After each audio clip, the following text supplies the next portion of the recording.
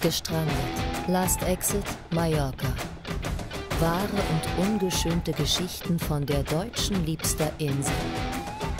Ahoi an alle hier Gestrandeten und herzlich willkommen zu der 9. Folge von Gestrandet Last Exit Mallorca. Auch heute sind wir wieder gut am Schwitzen und auch heute sitzen wir wieder hier beim Jens zusammen. Kurz und knappes Intro und Hallo an euch. Und ich frage den Jens einfach mal, Jens, was steht denn da für ein schickes Auto bei dir vor der Türe? Hast du im Lotto gewonnen oder was ist passiert? Ja, dann wünsche ich dir auch erstmal Moin und euch auch allen wunderschönen guten Moin. Ja, nee, das ist nicht meiner, der gehört einem Bekannten von mir. Der schläft jetzt seit ein paar Tagen bei mir auf der Couch. Ja, hat ein bisschen Unglück gehabt. Okay, also ich weiß nicht, ob du dazu was erzählen kannst oder willst, aber es hört sich, vor allem wenn ich natürlich dieses Auto bei dir vor der Türe, sag ich mal, stehen sehe, dann tatsächlich so an, als eines der Beispiele, die wir schon öfter mal gehört haben, dass je nach Schicksalsschlag oder was auch gerade so doofes passiert, Leute zeitweise mal einfach kein Dach über dem Kopf haben. Ja, genau. Das heißt ja auch gestrandet auf Mallorca. Er ist jetzt auch gestrandet. Er lebt auch schon seit ein paar Jahren hier, ist Sternekoch oder gewesen beziehungsweise. Okay, krass. Und hatte hier seinen eigenen Laden gehabt, schöne Finca mit einem halben Bauernhof, Esel, Hühner, Enten, Pfaue und so, mit seiner Freundin zusammen. Ja, und jetzt innerhalb von 3, 4 Monaten alles verloren. Ja, Stress gehabt mit der Frau, weil sie halt zu mehr Frau ist, und dann ging es halt vor Gericht, und hier ist halt das alles, bis das geregelt wird mit den Vermögenswerten, darf die Frau dort wohnen, und sie hat noch ein ähm, äh, Annäherungsverbot erwirkt, aus irgendwelchen Gründen. Ja, ist halt, wer weiß. Ja, die Rechte für die Frauen sind hier halt ja. auch sehr Sie wohnt ausgeprägt, jetzt auf sagen der wir es mal Finca so. und tut jetzt halt das vor Gericht ausnutzen, lange möglich rauszuziehen. Und er hat ja ein Lokal, und der musste einen Investor reinholen während Corona. Damit, ja, ist ja halt nur ein gehobes Lokal, man hat auch nicht so viel Geld auf der hohen Kante dann immer, was man investieren muss, und hat da sein Herzblut reingesteckt, hat bei ihm in der Villa gewohnt.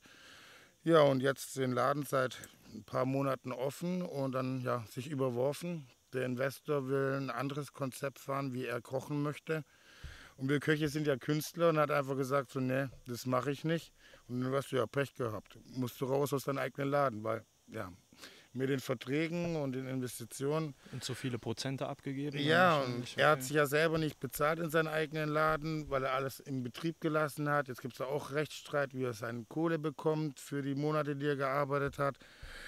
Ja, alles kompliziert hier, und ja, dann hat er sich, das ist ja noch das Krasseste, hat ja noch Kohle gehabt, logischerweise, du bist ja nicht arm, wenn du als Spitzenkoch arbeitest, hat seine letzten Kohle geholt von der Bank, hat im Auto halt pennen müssen ein paar Tage und hat eine richtig geile Finca gefunden, auch groß, wo er seine Tiere holen kann von der anderen Finca, damit die auch Platz haben, gut leben können. Weil seine Frau kümmert sich da nicht drum, das ist ihr alles egal. Die will das eigentlich nicht verkaufen, damit sie ja leben kann, oder beziehungsweise er es ja ausbezahlt, damit er es wiederkriegt. Oder irgendwie so ist es. Ist kompliziert. Da wollen wir uns auch nicht, gar nicht so viel einmischen. Ja, auf jeden Fall, ja, musste die Zeit überbrücken, weil sonntags hat er einen Termin gehabt auf der Finca, und ja, stand halt hier so mit dem Auto. Also auf der neuen Finca, um die anzumieten? Ja, genau. Ja, Und okay. hatte halt das Geldbar dabei Ja. und wollte es nicht im Auto lassen, falls das Auto aufgebrochen wird. Und ist dann ein bisschen losgegangen, weil er ein paar Kumpels hier hatte, war mit den Feiern. Ja, wurde beklaut. Handy weg, Passport weg, 7.000 Euro weg. Und jetzt konnte er sich die neue Finca nicht anmieten. Und dann stand er halt bei mir morgens vor der Tür. Jens, kannst du mir helfen? Ich habe ein richtig fettes Problem. Ja, der wollte sich eigentlich wegmachen. Ja, wenn du alles verloren hast innerhalb von kurzer Zeit, der stand echt da, hat Tränen in den Augen gehabt, weil vor allem die ganzen Freunde, in Anführungszeichen, die er unterstützt hat, denen er Arbeit gegeben hat, obwohl sie nicht dafür, ja, um denen zu helfen, so unterstützt hat, die natürlich jetzt alle so, nee, ich habe keine Zeit, nee, ich habe gerade Besuch, nee, ich weiß nicht. Keiner hilft ihm. Weißt? Jahrelang hier den Arsch aufgerissen, jedem geholfen, sich immer eingesetzt für alles. War der Erste im Laden, der gekommen ist, der Letzte gegangen ist, neu renoviert alles. Und jetzt lassen ihn alle fallen und er sitzt da und hat nichts mehr. Krass, also was anderes kann ich dazu auch nicht sagen und ohne natürlich auch auf überhaupt weitere Details einzugehen, ist das natürlich für ein persönliches... Sein Hund hat er noch. Den hat ihm seine Frau vorbeigebracht. Total verlaust und verzottelt. Ei. Deswegen Ja. wollte ich auch die anderen Tiere rausholen und alles, weißt? Ja, also wenn man das oder nur das persönliche Schicksal dann sieht, dann ist das natürlich wieder eine heftige Story. Vor allem, ja, wenn er da auch vorher, also es sind so viele Baustellen, wo man jetzt eigentlich drauf eingehen könnte, ne? Der hat in Dubai gearbeitet. Der hat hier mit berühmten Köchen aus dem Fernsehen zusammengearbeitet und alles. Also er war richtiger, wirklicher Spitzekoch. Mit weiß Gott wie vielen Leuten unter sich und so. Und ja, den hat das Leben richtig. Darf ich das sagen? Ich werde es piepen. Richtig, diese Stelle muss zensiert werden. Jetzt lasse ich das auch zum ersten Mal drin. Das habe ich bisher ja noch gar nicht reingeschnitten, Jens. Ja, ja, jetzt, wie gesagt, haben wir wieder geschmunzelt, aber ich weiß auch gar nicht, worauf ich eingehen soll. Also abgesehen davon, dass so Trennungsgeschichten oder Probleme in einer Beziehung ja auch sowieso immer belastend sein können, vor allem bei so einem, ich nenne es mal Fulltime-Jobs speziell. Wenn man den Laden dann noch als Eigentümer betreibt, dann ist es ja tatsächlich ein Fulltime-Job Er war als nicht Koch. der Eigentümer, er hat ihn im Prinzip, der Eigentümer ist ja der Investor gewesen und er war halt der Küchenchef, der alles gemacht hat, sich um den Laden gekümmert, also ja, wie nennt man das, Leiter vom Geschäftsführer? Ja, Geschäftsführer, Geschäftsführer, Restaurantleiter, ja. ne? Das sind dann verschiedene Positionen. Okay, aber gut, dass du es nochmal sagst, weil das ist halt dann auch der Grund, warum er letztendlich kaum bis kein Mitspracherecht hatte, beziehungsweise Er muss das nichts zu machen, was entscheiden. der Genau. das Geld investiert, macht. Und er hat gesagt, so, nee, das ist nicht mein Konzept, das möchte ich so nicht machen. Kann man, ich sag's mal ganz Köche doof, sind ja Künstler, das habe ich ja schon mal gesagt. ja, ich sag's mal ganz doof, man kann da Michelangelo wird auch nicht die Wand weiß streichen. in irgendeiner Art und Weise beide Seiten verstehen. Ich sag mal, ich kenne nicht genau die Punkte, die Intention von dem Investor, aber ich mache es mir jetzt mal selber einfach und sage, er wollte vielleicht einfach mehr Profit aus dem Laden schlagen. Dementsprechend kann man, wenn jemand als Investor auftritt, seine Sichtweise, ihr Zum hört im Glück ein Hintergrund den bisschen, Wind, ja, genau, der hier ein Bisschen bisschen Luft, dann ist nicht ganz so heiß. Action macht. Ja, nochmal dazu, also kann man die Sicht von einem Investor auch verstehen, Gewinnmaximierung, ne, weil das Ja. ist in dem Sinn seine Aufgabe, aber man kann absolut natürlich auch den Künstler-Koch verstehen, der da ja auch vor allem ein, ich sag mal, alternatives Konzept, ohne zu viel jetzt auch zu sagen, was ich so mitbekommen habe, an der Playa zumindest angeboten hat und jetzt nicht eine weitere Currywurstbude mit Plattgold eröffnet hat oder irgend sowas Ja. Unkreatives. Von daher ist es schade und für mich nur ein weiteres Beispiel, wenn Personen zusammenkommen, die halt den Fokus auf komplett verschiedenen Dingen liegen haben und man tatsächlich als derjenige, der so ein Baby zur Welt bringt, er hat das ja eröffnet, Ja, so habe ich es klar. verstanden, Dein dann Kind und dann erzählt dir jemand, du sollst dein Kind anders erziehen. genau, Das und ist dann ein gutes adoptiert es Beispiel. auf jemand auf einmal und macht halt irgendwie erziehungstechnisch genau oder was auch immer Dinge, die du gar nicht haben kannst. Das Problem ist dann halt, dass du einfach keine Entscheidungskraft mehr hast und deswegen kann ich das nur bedauern, weil die Erfahrung habe auch ich als Selbstständiger schon oft gemacht, wobei ich immer sagen muss, dass ich in Unternehmen eigentlich immer zu 100% alles entscheiden könnte. Trotzdem, wenn man mit Partnern zusammenarbeitet, muss man ja irgendwo mal einen gemeinsamen Nenner finden und das schon oftmals anstrengend genug war. Selbst wenn jeder von den Partnern hätte sagen können, nee du, wir lassen das jetzt einfach und jeder macht einfach wieder, wie er will. Ja, ist schade zu hören und hört sich auch so an, als geht es dann erstmal für ihn da logischerweise nicht weiter.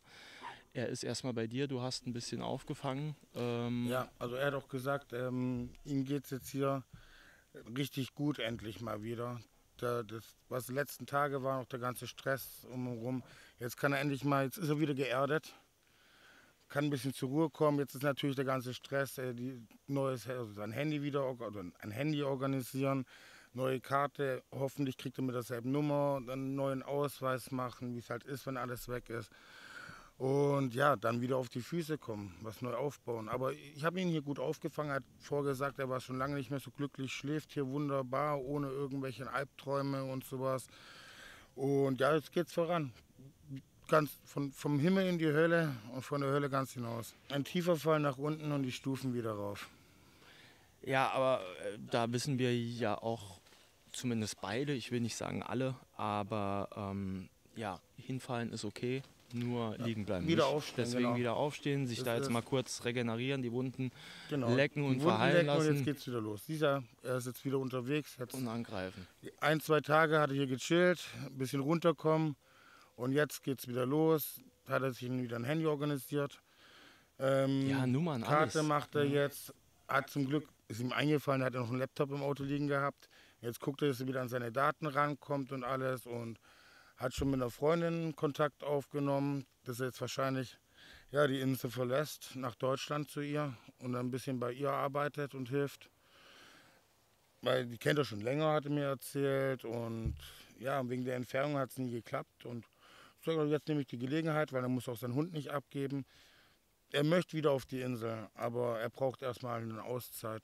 Und jetzt, er will erstmal schauen. Warum ich das auch einfach super interessant finde, ist, weil wir das ja vorher schon angeschnitten haben und wir können hier ja viel von der Insel erzählen, aber das sind halt genauso Beispiele, warum Leute schnell mal oder kurzzeitig auf der Insel, normale Leute einfach mal obdachlos werden und das Dach überm Kopf verlieren. Und das sind immer natürlich ja, persönliche Geschichten, die dahinter stecken und oftmals hört man die vielleicht auch nicht und sieht dann nur die Person, die jetzt gerade auf der Straße sitzt und eigentlich ja vielleicht optisch da auch gar nicht hinpasst.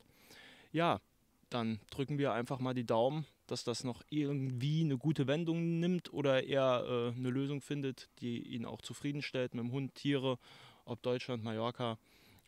Wir drücken die Daumen und Kopf hoch. Ja, das kriegt man schon hin. Jetzt würde ich dann auch wieder an der Geschichte von Uwe anknüpfen. Da haben wir ja das letzte Mal quasi nach der ersten Nacht aufgehört und dass er das erste Mal was von Autos einparken gehört hat, wo er sich auch noch nichts vorstellen konnte. Das hat sich aber dann schnell geändert. Und vielleicht möchtest du ja da auch einfach nochmal ansetzen, Uwe. Ja, es hat mir eigentlich in dem Moment ganz gut gefallen in Palma, mit Autos einparken und wir waren auch eine gute Truppe. Wir mussten auch unseren Parkplatz verteidigen gegenüber ja, Bulgaren, Rumänen und so weiter und so fort. Ne? Und ja, es hat mir aber dann, sagen wir mal, wiederum nicht so gefallen, weil ja, ich wollte mich eben halt körperlich nicht so betätigen, weil ich habe dann meine eigene Geschichte erfunden und dann habe ich da von dem Einparken ein bisschen Abstand genommen. Ich muss dazu was erklären, weil ich gerade gesagt habe, ich habe meine eigene Geschichte erfunden. So habe ich das jetzt so genannt, weil ich hatte von dem Einparken, sagen wir mal, wegen der Gewalt und so weiter, weil da Straßenkämpfe stattgefunden haben und so weiter, da musste ich mich distanzieren.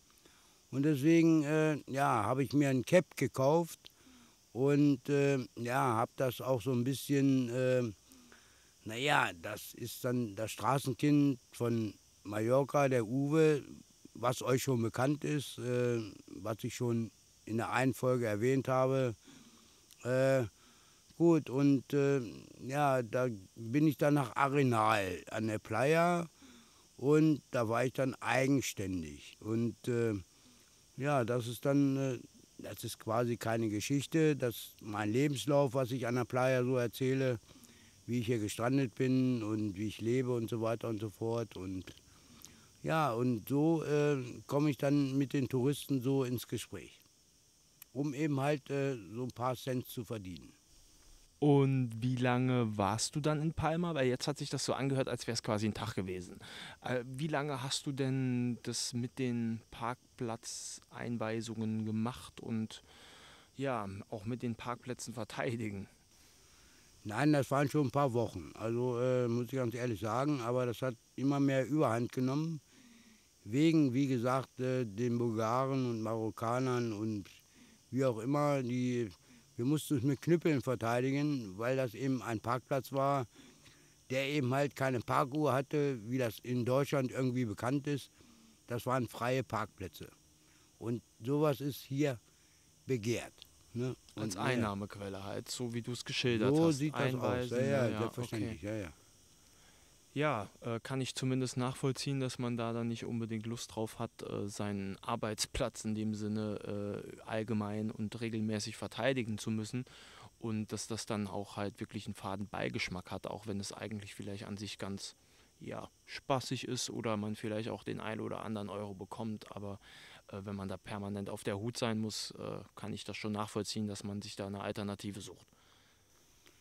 Das ist wohl wahr. Deswegen habe ich Arenal vorgezogen, weil, gut, ich fasse da Trupps ab, die dann belustigend sind, die auch schon vorher ein bisschen Alkohol getrunken haben und mit dem kann ich mich auch ein bisschen unterhalten. Ne? Die sind manchmal sehr, sehr lustig und na gut, ich bin auch sehr, sehr lustig. Trinke mit dem auch ein Bierchen zusammen. Ne? Ja, und bekomme da von dem Bierchen, und dann fließt der eine andere Euro dann auch bei mir in die Tasche. Einfach, wenn es dann dazu kommt, wenn die dich fragen, was du hier machst und du dann einfach erzählst, dass du hier auch, Stand jetzt dann in einem Zelt wohnst und einfach dann deine Geschichte erzählst und die geben dir dann daher den ein oder anderen Euro, um dich ein bisschen zu unterstützen, wenn sie das hören. Das ist richtig. Habe ich richtig verstanden, ja. Absolut, ja. Vor allen Dingen, es gibt auch Gruppen, die mich, sagen wir mal, auch zum Essen einladen. Ne? Oder auch ein Bierchen oder Whisky Cola oder Wodka, Lemon oder wie auch immer. Ne? Also, ich bin immer geschmeidig, ne? Und immer lustig und nett und freundlich. Ne? Und so muss man an der Playa hier rumlaufen. Ja, allgemein sollte man auch so, sag ich mal, vielleicht grundsätzlich durch die Welt gehen, wenn einem jemand nicht unbedingt was Böses will. Deswegen die Grundeinstellung ist da, glaube ich, schon gar nicht so verkehrt. Ne? Nee, das ist so wahr, weil ich habe auf Gewalt habe ich nie gesetzt. Was da in Palma los war mit den Parkplätzen und so weiter, da hatte ich keinen Bock mehr drauf. Und deswegen habe ich hier an der Playa ein ruhiges Leben. Und vor allen Dingen lustiger als wie in Palma. Und das war dann auch noch zu der Zeit, da springe ich jetzt auch zu Jens' Erzählung, wo er dich da dann mal gesehen hat, oder warst du da quasi ein weiteres Mal in Palma? Ja gut, ich meine Palma, wie gesagt, da bin ich öfters mal, ne? Weil zur Winterzeit arbeite ich in Palma, weil hier an der Playa nichts los ist. Okay, ja. Und da mache ich dann einen Reiseführer, weil ich Palma in- und auswendig kenne. Das, was du auch schon erzählt hast, beispielsweise mit den Mädels, dass du dann denen die Stadt zeigst und das bietet sich vielleicht auch im Winter ein bisschen besser an als im Sommer, ne? Weil es einfach vielleicht auch ein bisschen angenehmer ist, grundsätzlich da sich tagsüber durch die Stadt zu bewegen. Ja, es wird ja immer heißer hier, ne? Also im Sommer, ne? Das ist ganz klar, ne? Aber trotzdem, wenn ich hier in der Playa Mädels sowieso sehe, ich meine, ich bin zwar ein alter Sack, aber trotzdem, ne? Mit jungen Mädels ziehe ich auch gerne nach Palma und zeige denen die Innenstadt und auch ganz kleine Restaurants, die vom Reisebüro oder von den Reisegesellschaften nie gezeigt werden.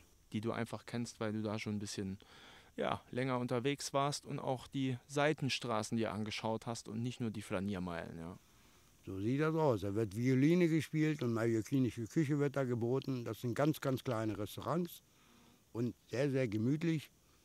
Und sowas muss man einfach auch mal in Palma kennen, lernen. Genau, man muss es auch überhaupt kennen, damit man auch hingehen kann, weil, wie du sagst, meistens werden alleine schon aus Kapazitätsgründen die von den Reiseführern oder von was auch immer nicht unbedingt beworben, weil wenn du da mit einer Gruppe von 20 Leuten hingehst, dann ist das Lokal manchmal auch schon voll so ungefähr. Ne? Naja, pass auf, ich meine, die Reiseführer, die führen sich vom Plaza de España bis zur Kathedrale und dann ist Feierabend. Über den Plaza Mayor und so weiter, ne? Aber die Seitenstraßen und so, die alten mallorquinischen Restaurants, weil die machen ja immer erst spät abends auf. Und das ist sehr, sehr idyllisch und sehr, sehr herrlich und richtig mallorquinische Küche und gemütlich. Ja, ich Ja, kenne da auch ja. eins nicht weit weg vom Plaza España an der Rollschuhbahn. Da war ich auch schon mit meiner Familie, wenn die zu Besuch war, mehrfach. Ist auch, ich glaube, schon 65 oder 70 Jahre. Kriegst alle klassischen mallorquinischen Gerichte über sogar Paella Negra heißt sie, glaube ich, oder Negro. Ja, nee, Neka heißt das. Negra, gell? Ja, Neka, Ja, über Fritto Mallorquin, also da bekommst du auch alles. Und wie du sagst, die machen am späten Abend sogar erst auf. Ich glaube um 7:30, auch in der Die Hauptsaison. machen gegen 20 Uhr jetzt auf. Genau, ja, da ja, lassen die sich selbstverständlich, nichts ja, ja. nehmen und das stimmt. Diese Restaurants sind auch sehr gefragt und werden auch immer seltener in der Nähe von den großen Einkaufsstraßen, sagen wir es mal so. Aber das kennen die wenigsten. Ne? Naja gut, und ich bin dann ein Mensch, der dann gerne von Arenal nach Palma fährt. Wenn mich einer anspricht, hier in Arenal, an der Playa, bin ich gerne bereit, mit denen einen anderen Tag nach Palma zu fahren und denen das alles ganz genau zu zeigen und zu erklären. Aber Jungs führst du auch in Palma aus, nicht nur Mädels, habe ich richtig verstanden. Ja, das ist richtig. Also es ist auch manchmal gemischtes Publikum. Ne? Also, Klar, ne, aber ist ja war ein logisch. Spaß, ne? Nee, ganz klar. Ne? Bitte behaltet es im Hinterkopf, wenn ihr eine Stadtführung in Palma buchen wollt und das Ganze ein bisschen exklusiver, der Uwe ist euer Mann, ja. Das ist ein gutes Abschluss. Um dann auch nochmal darauf zurückzukommen, du bist dann von Palma an die Playa gekommen. Wo hast du denn dann geschlafen die erste Nacht? Dann ging das ja quasi wieder von vorne los, dass du keinen Schlafplatz hattest. Oder wusstest du da schon was? Ja, ich bin ja nicht alleine zur Playa gekommen. Ich bin mit 2 Leuten, das war die Antje und der Bernardo. Weil die hatten auch die Faxendicke vom Einparken, weil das zu gewalttätig war dort. Den Bernardo kennen wir ja schon. Er hat dir das ja mit den Parkplätzen gezeigt, ne? Das ist richtig, okay. Ja. Ne? Naja, und dann haben wir irgendwo auf dem Berg geschlafen, hier an der Playa. Ne? Haben uns da einen Schlafplatz gesucht mit Decken und so weiter. Weil vom Deutschen Roten Kreuz haben wir auch was bekommen. Decken und so weiter. Und das ist halt so, dass man auch Hilfe bekommt. Ja, ja, und dann haben wir erstmal übernächtigt dort. Ja, und die haben dann hier versucht, Seifenblasen zu machen. Und ja gut, und ich bin an der Playa lang gegangen.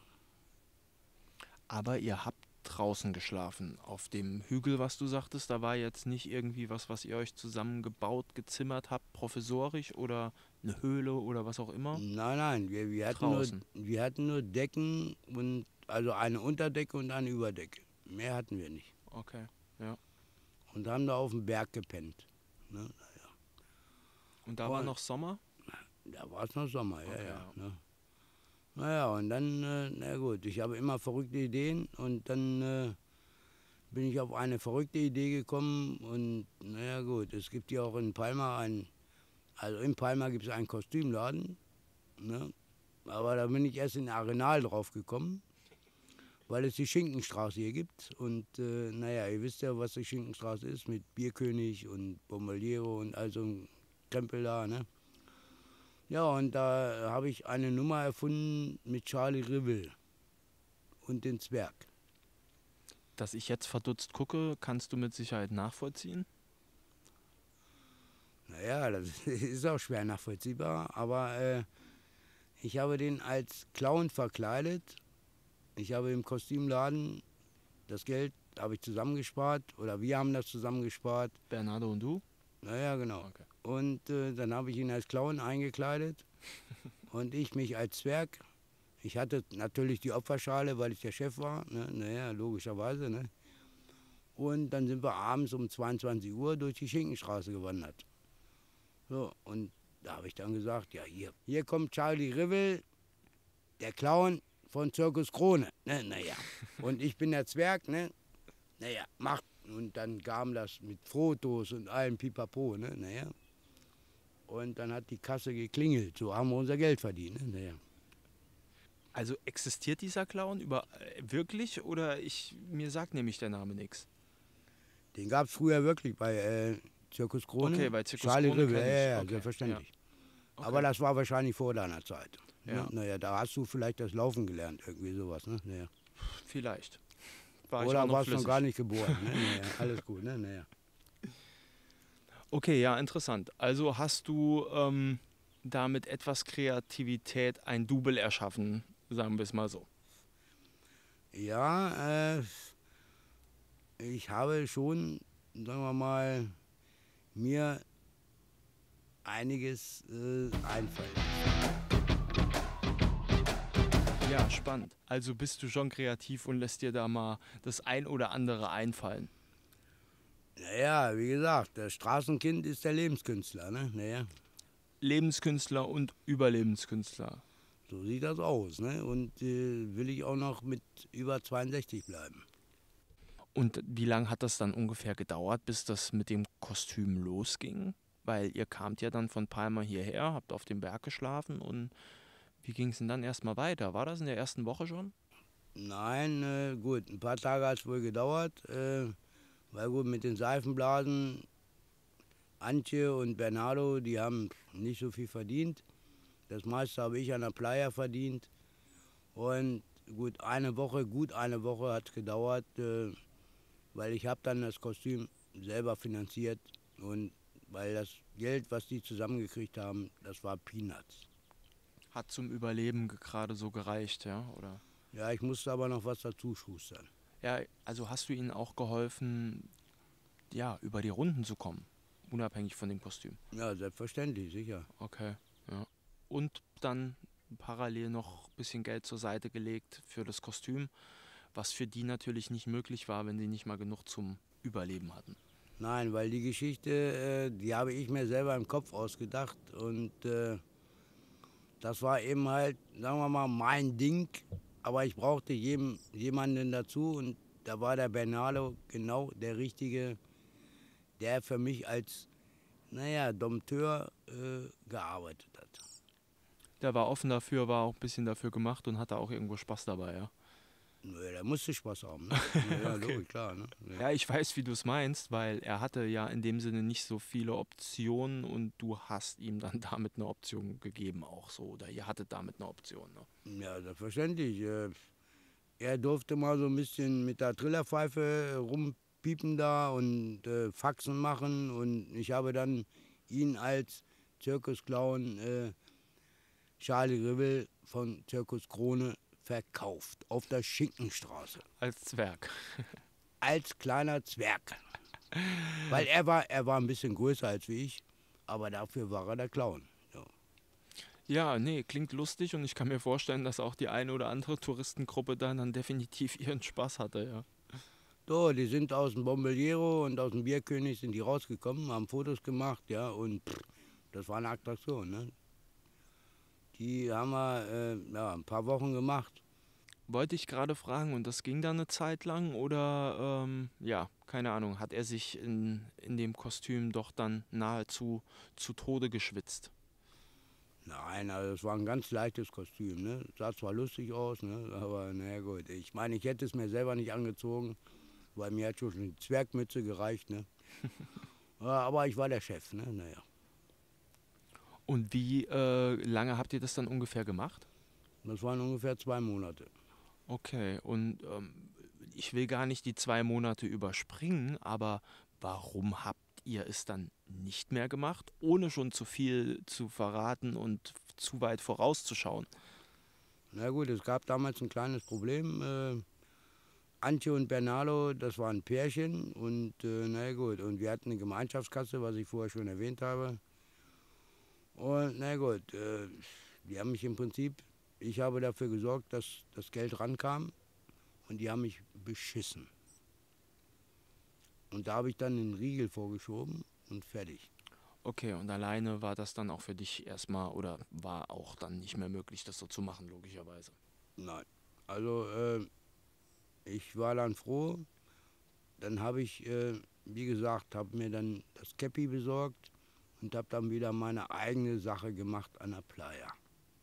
Einfach so wie du bist und einfach mit den Leuten, sag ich mal, gequatscht, ohne jetzt irgendein Kostüm oder was zu verkaufen. Nein, ich bin so wie ich bin, ja. Und ich rede ganz offen und ehrlich mit den Leuten. Und ist halt so, Aber ich lasse mich von Deutschen nicht bescheißen, denen ich helfe. Ne? Eine ganz einfache Kiste.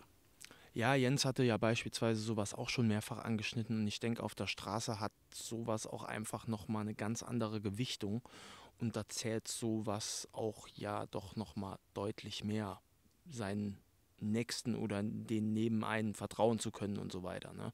Also ich meine, das ist absolut nachvollziehbar, dass man dann sagt, ist nicht mehr die beste Basis, um da zusammenzuarbeiten. Das ist schon richtig, weil gut, aber ich habe dann auch gemerkt, naja gut, ohne mich waren die hinterher nichts. Das war halt so und das ist so. Und jetzt sind sie nicht mehr auf Malle. So. Ja, ich würde sagen, auch da würden wir jetzt mal stoppen und für die nächste Folge uns noch ein bisschen was aufheben. Und da kannst du auch gern vielleicht noch mal kurz erzählen, was in den 2 Monaten dann so alles passiert ist, als ihr die Touri-Gruppen erheitert habt. Ich kann mir nämlich vorstellen, dass es da auch die ein oder andere lustige Situation gab. Aber dazu kommen wir dann noch in der nächsten Folge mit dir. Und an dieser Stelle bedanke ich mich dann auch wieder recht herzlich für deine Erzählungen und Schilderungen. Und ja, wünsche dir noch eine angenehme Woche und auf bald. Ja, wünsche ich dir auch. Ne? Und den Hörern natürlich auch. Und es würde mich freuen, wenn ihr weiter meine Geschichte zuhört. Es wird immer noch lustiger. Und auch in der heutigen Folge knüpfen wir wieder bei Jens Rückblick an. Und ich bin schon ganz gespannt, wie es auch weitergeht. Und sag einfach mal als Stichwort rausstehlen. Wie seid ihr denn dort weggekommen ohne Stress? Ja, also Stress hat es nicht wirklich gegeben, aber es ist halt Diskussion gewesen. Warum und wie können wir mitkommen? Nee, es hat halt, wir hatten uns dann geplant, wir waren ja da ungefähr 2 Monate schon. Wir hatten aber ein kleines Zimmer, weiß nicht, 3 Meter auf 4 Meter mit 2 Betten in der Mitte im Platz und eine kleine Kommode. Und haben ja da schon im Prinzip dann die Schule der Straße, sage ich immer gerne, gelernt, wie man hier Metall sammelt, das Seifenblasen hatten wir ja. Haben uns auch ein bisschen umgeguckt und hatten halt dann ja, die leerstehende Baracke, Fabrikgebäude gesehen gehabt und haben es ein bisschen ausgekundschaftet und es war richtig runtergekommen. Drinnen mehrmals Feuer gegeben bestimmt. Du hattest auch gesagt, schon in der Müll. letzten Folge einsturzgefährdet, ne? So. Ja, nein, das war ja beim Stadion gewesen. Ah, okay. Ja, ja, das war im Stadion. Dann hatte mit ich dem das Lost missverstanden. Okay. Place. Gut, es war auch ein Lost Place, aber das war nicht einsturzgefährdet. War halt nichts mehr drin, außer gut, die Fenster waren vergittert, aber die Tür vorne war rausgerissen und alles. Und die Kabel hattest du gesagt? ja, war schon alles rausgerissen, aber im Prinzip nur ein Rohgemäuer. Baracke, ja. Ja, Baracke. Und ja, das haben wir uns ein paar Tage lang angeschaut, haben da halt keine Bewegung gesehen auf dem Platz und bei dem Gebäude und haben da auch reingeguckt, war leer, voll zugemüllt und mehrere, wo Feuer gemacht wurde, da hat es auch gebrannt oder die haben drinnen Feuer gemacht, Heizen, alles ne? verrußt, die Wände und in die Ecke gekackt und Spritzen lagen rum und richtig runtergekommen. Haben gedacht, aber der Platz ist cool, es war ein Riesengelände. Davor war der Skatepark gewesen, oder ist der Skatepark, kennst du ja, du wohnst ja da um die Ecke. Im Park auch, ne? Ja, ein riesengroßer Park, da kann man auch Wasser holen bei so Wasserspendern. Und ich habe gedacht, ey, das Haus ist eigentlich cool, die Lage ist cool, das richten wir uns hin. Ja, nachdem wir die nächsten Tage nebenher immer nachmittags, nachdem wir Seifenblasen gemacht haben oder ein bisschen Schatare gehabt hatten, also Metall sammeln, sind wir dort halt hin und haben halt den Boden eingeweicht, erstmal den Müll rausgebracht, einen Tag lang so in der Richtung. Nebendran am Ende, also auf der anderen Seite, so 15 Meter entfernt, war auch ein riesen Müllberg. Krass. Wo die Leute ihr ganzes Zeug abgeladen hatten, illegal. Gibt es ein paar Stück auch in Palma und vor allem Umland, ne? Ja. Und auf jeden Fall haben wir uns das dann einweichen lassen im Boden und raus und sauber gemacht und so gut es halt ging. Der Boden ist ja zum Glück alles gefliest oder fast alles hier gefliest. Konnte man dann gut rausschruppen, nachdem es eingeweicht war und war dann recht hübsch. Da haben wir uns auch eine Tür gebaut aus so einem Metallgitter. Da haben wir eine Decke davor gehängt, eine große, haben das in der Wand rein zementiert, dass man es auf und zu machen konnte. Ein Loch war schon drin, also das Haus wurde schon öfters bewohnt und wieder verlassen, hat man gesehen. Und hatten halt dann unser Häuschen fertig und dann haben wir gewartet zum Wochenende. Und wir sind ja am Wochenende immer, hatte ich ja gesagt, auf Paseo Martino, Alkohol sammeln, Party und dann sonntags war natürlich dann wieder. Also für die Leute zum Einordnen, genau, ich grätsch kurz dazwischen, das habt ihr alles parallel gemacht, während ihr noch im Stadion gewohnt habt. Ja. Und da wollte ich nur noch eine Info, die mir gerade eingefallen ist, loswerden. Weißt du eigentlich, dass die Stadt jetzt wieder das Grundstück des alten RCD-Stadions zurückgekauft hat? Oder zumindest die größten Genau, Teile? das war ja Ewigkeiten. Was haben die jetzt eigentlich da gebaut? Ein Nee, es Parkhaus oder? Nee, meines Wissens, also der Teil, der die Also Stadt da zurückgekauft ist immer noch hat, nichts gebaut. nein, soll zum Park dazu inkludiert werden wieder, soll vergrößert werden. Also das, was ich rede mit dem Stadion, das war vor 13 Jahren. Ja. Und es wurde dann, das erzähle ich dann auch noch, irgendwann, glaube ich, vor 9 Jahren oder sowas abgerissen. Ist es schon so lange her? Oder 8 Jahre. Okay, kann sein, ja. Dann Ja, kann ich so mich nicht festlegen. ist schon eine ja. gute Zeit her. Also ich weiß nicht. 13 Jahre, ja, so 8 Jahre, 7 Jahre. So, ist schon eine gute Zeit, ja. Da habe ich schon hier gewohnt. Ja, das müsste dann schon 8 Jahre her sein. Und da ist ja nichts Schätze ich passiert mal. seitdem, ne? Ja, und dann war die Diskussion, ob die ein Parkhaus bauen oder Wohnungen oder ein Einkaufszentrum. Ich habe gedacht, die hätten da schon längst einen Plan und hätten angefangen. Ja, also die soziale Regierung hat auf jeden Fall jetzt auch erst in diesem Jahr meines Wissens das fix gemacht, dass die größten Teile dieses Geländes zurückgekauft werden und dann der Park vergrößert Das wird. wurde dann irgendein Engländer verkauft, gell? Oder irgendwie sowas war das mal gewesen? Ich bin mir auch nicht sicher. Ich kann dir nur diesen Teil Das ist sagen. ja nur Straßengelaber, was ich weiß. Das Schöne ist, dass es auf jeden Fall ein großer Teil von dem schon irgendwie auch geschichtsträchtigen Platz jetzt der Öffentlichkeit wieder zugänglich gemacht wird und zur Verfügung gestellt wird, nämlich mit Vergrößerung des Parks. Also der Park darunter ist auch wunderschön, der Park des Arriera. Genau. Kann ich jedem empfehlen, da Mit mal ein bisschen Skatepark, flanieren. allem, ne? Genau, Ja. hinten Skatepark, da kann man ein bisschen schön joggen, hat überall Wasserspender. Mittlerweile haben sie überall Bäume gepflanzt, habe ich gesehen, dass man schön im Schatten laufen kann. Da hat es auch für die Anwohner in der Nähe, haben die so Schrebergärten mäßig, wo sie Gemüse anbauen können. Sogar für Rollstuhlfahrer muss man sich vorstellen. Heißt also, es ist in Tischen behindertengerecht, angelegt, dass die da ranfahren können und können ihren kleinen Strebergarten auf Tischhöhe quasi begärtnern. Ja. Das ist super, das habe ich noch nicht gesehen, das ist neu. Am Ende von dem Park, wo auch der Skatepark, also das ist so eine Skatebahn mit einem Pool. Ja. Das sind auch richtig gute Skater, da wurden auch mal, glaube ich, spanische Meisterschaften ausgeführt, da habe ich da noch gewohnt, da habe ich zugeguckt. Das sind richtige Profis, das sind kleine Kinder gewesen, die waren so Stöpsel, so 1,20 Meter groß, 8, 9 Jahre alt. Die haben mit den kleinen Kickboards, die hüpfen da raus mit dem Rückwärtssalto. Hammerkrass, also kann man gerne, also ich saß da öfters und habe zugeguckt und da hat es auch ein kleines Restaurant, ein Café, ein Café würde ich mal sagen, kein Restaurant, also ein Café ist das, da kann man sich schön hinsetzen, was trinken. Ist ein sehr, sehr, sehr, sehr schöner Park. Eine Empfehlung, genau, und ich wollte nur die Info mal mitgeben, weil ist ja auch schon irgendwie so spannend, wenn du weißt, du hast in dem Stadion mal gewohnt oder an dem Platz, dann passiert ewig nichts, ist auch einfach abgerissen und jetzt ist es wieder der Öffentlichkeit zugänglich, also kannst du theoretisch wieder da stehen, wo du mal geschlafen hast. Ja, das war ganz früh. Und mein Haus, das ist auf der anderen Seite von dem Skatepark, wo ich jetzt gerade erzählt habe, das ist auf der anderen Seite, was abgerissen wurde. Das Leerstehende, was alles jetzt platt ist. Da stand mein Haus. Wenn du durch den Zaun durchkrabbelst. Wo diese betonierte auf der anderen Fläche, Seite die betonierte Fläche. die ist jetzt sich aber wieder am siehst du ja Füllen. da siehst du noch einen Grundriss. Das war mein Haus Die füllt gewesen. sich jetzt auch wieder mit, wenn ich richtig bin, füllt die sich auch gerade wieder mit Häuschen. Ja, das ist aber auf der anderen Seite vom Torrent. Oder auf der Platte auch. Ja, Das ist sind die direkt neben der Zigeuner, die dann Straße kamen. sogar, genau. Das kommt dann später in meiner Geschichte. Ja. Die kenne ich auch. Die haben bei mir früher im Haus, haben sie ihre Häuser angebaut. Ja. Das habe ich schon wieder vorgegriffen. Wo waren wir denn glaub, die stehen letzten geblieben? 2-3 Genau, wir waren jetzt mit dem... Warte. Ja, jetzt habe ich natürlich auch wieder schön einen Aber so- Haken geschlagen. Ich übergebe dir wieder das Wort. Genau, du warst beim Aufräumen, Genau. Einweichen und so weiter. Ja, das hatten wir ja fertig dann und die Türen gebaut und haben gewartet bis Sonntag. Da bin ich, glaube ich, stehen geblieben. Ganz genau. Weil wir gewusst haben, am Wochenende gehen wir runter, Alkohol sammeln und sonntags ist der freie Tag. Und dann ja Sonntagmorgens aufgestanden und ja, wie immer, erstmal einen Tee getrunken und dann haben die Leute angefangen zu sippeln. Sind ja auch alles Tschechen, Rumänen, Bulgaren und wir haben halt uns ein bisschen zurückgehalten mit dem Trinken und haben gewartet, bis Siesta-Zeit ist. Weil, ist man dicht irgendwann, so um 2, 3, legt man sich hin. Ist ja Sonntag, da macht man nichts. Dann haben sie sich hingelegt zum Schlafen Wir haben halt unsere Bettgestelle gepackt, unsere Matratzen. Draußen standen die Einkaufswegen. Mit denen transportierten wir hier auch alles. Und dann haben wir hatten ja nicht viel Habe. 2 Bettgestelle, eine Matratze, ich glaube 2 Schränke, einen Spiegel und ein paar Klamotten. Und haben alles runtergebracht und unser neu eingerichtetes Häuschen.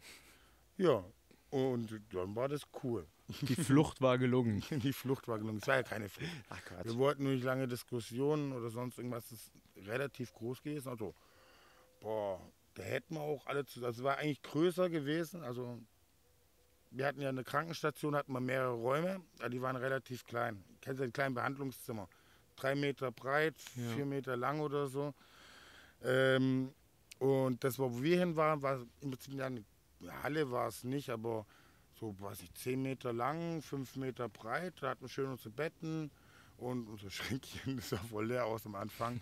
Aber wir hatten ja gesehen, hier findest du alles an den Mülltonnen. Ja. Und haben gesagt, das richten wir uns die nächsten Tage ein. Mal da nimmt man mal einen Schrank mit, da nimmt man mal einen Tisch mit, dann nimmt man einen Stuhl mit. Unsere Kommt Klamotten Zeit, haben wir auch alles an den Mülltonnen gefunden. Ja, Es wird kommt frisch Zeit, kommt gewaschen, Rat und wird nebenan. Unrat. Und haben Ne? gesagt, wir haben dann ein eigenes Zuhause, richten uns selber ein. Wir haben ja unsere Lehrzeit war im Prinzip vorbei und dann zieht man weiter und fängt dann selber an. Das war bei den Sandfiguren, habe ich ja dasselbe gemacht. Kommt dann auch noch ein paar Jahre später. Ich habe dann eine Woche lang zugeguckt, mir wurde es erklärt, wie es funktioniert. Und dann hat mir mein Lehrmeister 2 Eimer in die Hand gedrückt, eine Schaufel, einen Pinsel und einen Zeichenstock. Also ein Spießchen hier vom Essen. Und er sagt so, hey, du weißt, wie es funktioniert. Geh ein paar 100 Meter weiter zum nächsten Balneario und baue deine eigenen Figuren. Und das habe ich auch gemacht. Weil ich von ihm im Prinzip nicht mehr lernen konnte und ein paar Wochen später war ich besser. Ja, ich kam auf die Idee, Schildkröten zu machen. Er hat immer Delfine gemacht und ich soll auch einen Delfin machen, ist langweilig. Was ist auch so cool und geht relativ einfach in Anführungszeichen. Und dann habe ich angefangen mit Schildkröten. Und dann habe ich immer noch, standen bei mir immer Schildkröten und Seesterne und so.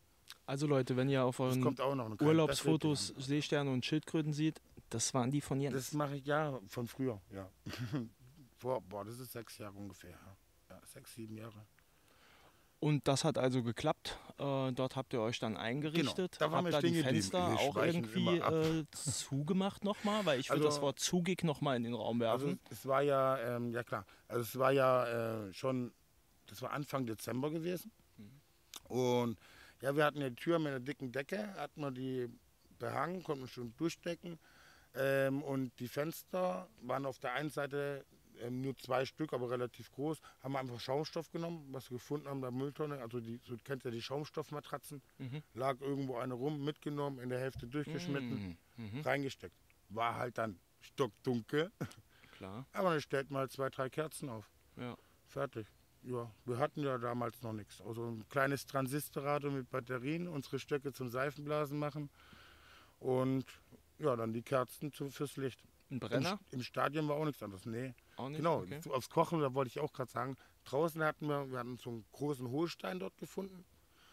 Und da haben wir halt dann unser Feuer drin gemacht. Und jetzt am ersten Abend, wo wir angekommen sind, haben wir erstmal was gekocht. Und dann montags sind wir runtergegangen und unseren ganz normalen Tag, also abgeschlossen. Und unseren ganz normalen Tagesablauf weitergemacht. Da habt Ja. ihr die Jungs dann aber doch bestimmt auch wieder getroffen, oder? Darauf wollte ich gerade noch. Das kommt aber jetzt erst am Abend. Okay.